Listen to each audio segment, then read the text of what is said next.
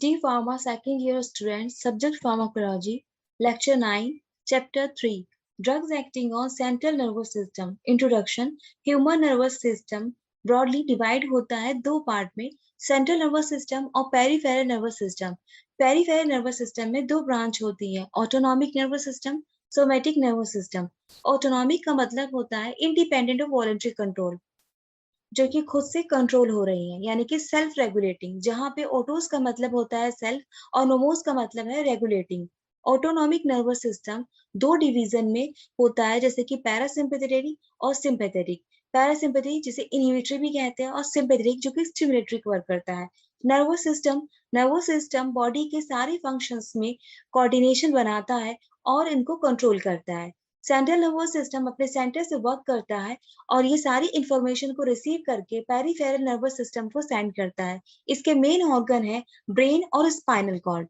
Peripheral nervous system consist करता है nerve और गैंग्लिया को, जो कि कंपोज करते हैं दो पार्ट्स को, सोमेटिक को और ऑटोनॉमिक नर्वस सिस्टम को. सोमेटिक नर्वस सिस्टम नर्व से मिलकर बना होता है और ये स्किन, मसल, सेंसरी ऑर्गन से कनेक्ट होता है.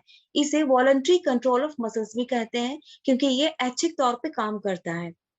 जिन पे आप खुद से नियंत्रण कर सकते हैं, वो सारी चीजें सोमेटिक नर्वस सिस्टम में आती हैं, जैसे कि आपका उठना, बैठना, लिखना, इन सारी चीजों पर खुद से मनुष्य का नियंत्रण होता है. न्यूरोट्रांसमीटर न्यूरोट्रांसमीटर एक ऐसा केमिकल कंपाउंड होता है जिसमें सिंथेसिस और इनएक्टिवेशन जो होता है नर्व में, वो प्रेजेंट होना जरूरी है. जब भी नर्व स्टिमुलेट करती है तो ये रिलीज होना स्टार्ट हो जाते हैं. जनरली अगर इसे एक्सटर्नली दिया जाता है तो ये नर्व स्टिमुलेशन के इफेक्ट में मिमिक जो होता है इफेक्ट उसको देता है. मिमिक का इफेक्ट होता है जब भी एक चीज पे अपना इफेक्ट हो, यानी स्टिमुलेट हो जाए, तो उसके साथ ही वैसा ही एक्शन दूसरे पे भी देखने को मिले.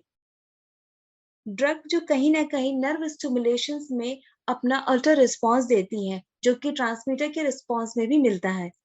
एसिलकोलिन और नॉर एड्रेनिन जो होते हैं प्रिंसिपल ट्रांसमीटर होते हैं. कोलिनर्जिक ड्रग, इसमें मिमिक रिस्पांस देखने को मिलता है पैरासिम्पैथेटिक नर्व फाइबर से. क्लासिफिकेशन में esters of choline, acetylcholine, methacholine, carbachol, मेथानिकॉल. Cholinomimetic alkaloids, pilocarpine, muscarine, arecoline. Cholinesterase inhibitors, जिसे एंटी कोलेस्ट्रेस के नाम से भी जानते हैं. Reversible synthetic neostigmine, reversible natural physostigmine, irreversible organophosphorus compound. Receptor, parasympathetic nerve fibres जो होते हैं कुछ ऑर्गन्स को फॉलो करते हैं, जैसे कि heart, blood vessel, smooth muscles of eyeball, smooth muscles of intestine, exocrine gland जो कि रिफर करती है मस्कुलर रिसेप्टर की तरह, और adrenal medulla skeletal muscle refer करते हैं निकोजेनिक रिसेप्टर को. एसिलकोलिन, इन पे फार्माकोलॉजिकल एक्शन होगा. मैकेनिज्म ऑफ एक्शन जो कि हार्ट पे देखने को मिलता है, यहाँ पे एसिटिलकोलिन जो होता है वो डिप्रेस कर देता है एसए नोड को, जैसे कि ऑटोमेटिसिटी, रिदमिसिटी, कॉन्ट्रैक्टिलिटी और कंडक्टिविटी जो होती है रिड्यूस कर जाती है. ये डिप्रेस करते हैं एवी नोड कंडक्शन को, जो कि लीड करते हैं हार्ट के स्टॉप होने में. ब्लड वेसल और ब्लड प्रेशर पे इसका इफेक्ट. एसिलकोलिन ब्लड वेसल को डायलेट कर देते हैं, जिससे कि ब्लड प्रेशर भी डिक्रीज हो जाता है. आई बॉल, एसिलकोलिन रिड्यूस कर देते हैं पिपिल के साइज को, यानी कि कॉन्स्ट्रिक्शन हो जाने की वजह से माइसिस की कंडीशन आ जाती है. जीआईटी के स्मूथ मसल्स पे एसिलकोलिन जो होता है वो इंक्रीज कर देते हैं जीआईटी की स्मूथ मसल की रिदमिक एक्टिविटी को, यानी कि ये इंक्रीज कर देते हैं पेरिस्टाल्टिक मूवमेंट को. एक्सोक्राइन ग्लैंड और इनका सिक्रेशन. एसिलकोलिन इंक्रीज कर देते हैं pancreatic, bronchial, salivary, lacrimal, intestine, इन सब में जो सिक्रेशन हो रहा होता है उनको बढ़ा देते हैं और ये स्वेटिंग को भी एनहेंस करते हैं. निकोटेनिक एक्शन में एसिलकोलिन स्टिमुलेट कर देते हैं एड्रिनल मेडुला को, जैसे कि एड्रेनालिन और नॉन एड्रेनालिन रिलीज होना स्टार्ट हो जाती है. एसिलकोलिन स्केलेटल मसल की जो कॉन्ट्रैक्शन है उसको इंड्यूस कर देते हैं. थेरेपेटिक यूजेस में एसिलकोलिन डिस्ट्रॉय हो जाता है ब्लड सीरम, इंटेस्टाइन, स्किन और बहुत सारे जो टिश्यू होते हैं उनमें प्रेजेंट सीटोकोलिन एस्ट्रेस से. एक्सट्रीमली ट्रांजिट एक्शन होता है इसका. इसे किसी भी थेरेपेटिक पर्पस के लिए यूज नहीं कर सकते हैं. इसके प्रिपरेशन में एसिलकोलिन, ट्रेड नेम मायोकॉल, ऑप्थेल्मिक 1:100 यानी 10 mg/ml intraocular solution. Methacholine parasympathomimetic agent, ये बिलोंग करता है एस्टर्स ऑफ कोलिन के ग्रुप से. ये एक्ट करता है मस्कुलर रिसेप्टर पे. प्रोड्यूस होता है फार्माकोलॉजिकल एक्शन इसका heart, blood vessels, eyeball, intestine. Orally administrate कराया जाता है. इसका ऑब्सेप्शन बहुत ही पुअर होता है. Application methacholine dose 10 mg to 40 mg subcutaneously use करते हैं इसे पैरेक्सिमल आर्टेरियल टैकीकार्डिया के लिए, यानी कि इरेगुलर हार्ट बीट के लिए। इसे यूज करते हैं ग्लूकोमा के ट्रीटमेंट में।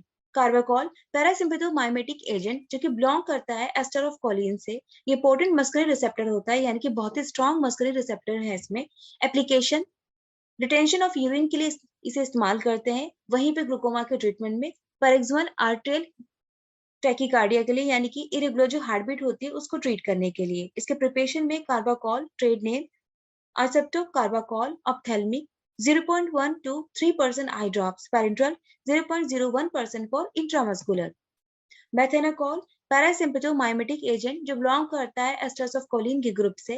ये बहुत ही सिलेक्टिव मस्कुलर एक्शन होता है इसका जीआईटी और यूरिनरी ब्लडर पर।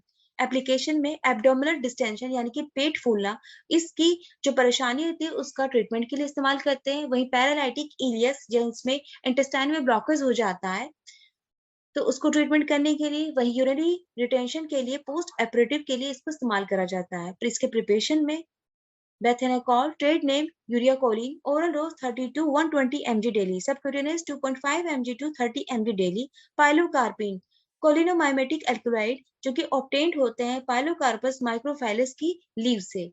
ये पोटेंट स्टिमुलेंट होते हैं ग्लैंडुलर टिश्यू के लिए, जैसे कि स्वीट ग्लैंड, और जो स्वीट ग्लैंड के साथ ही सलाइवरी ग्लैंड होते हैं उन पे अपना इफेक्ट दिखाते हैं। सलाइवरी सिक्रेशन को इंक्रीज कर देंगे, आई में ही प्रोड्यूस करते हैं माइसिस की कंडीशन को, यानी कि जो कॉन्स्ट्रिक्शन होता है पुपिल को उसको कर देते हैं। इसके एप्लीकेशन में मेनली यूज करे जाते हैं ग्लूकोमा के ट्रीटमेंट में। प्रिपरेशन में pilocarpine trade name Pilocar ophthalmic 0.25% to 0.5% in 1 to 10% solution में। इसके साथ इसके लॉन्ग क्वेश्चन आंसर जो प्रीवियस ईयर में आए हैं, जो कि 8 मार्क्स के आपके आते हैं। Question first, name the drug used in glaucoma. Second, explain cholinergic drug. Short questions और answer, give the pharmacological action of acetylcholine, what is neurohumoral transmitter. Very short question 2 marks के होंगे। First, define central nervous system और second, define pilocarpine. ये आज आपका lecture 9 complete हो गया है। चैप्टर 3 को ही हम इसे कंटिन्यू करेंगे लेक्चर 10 में।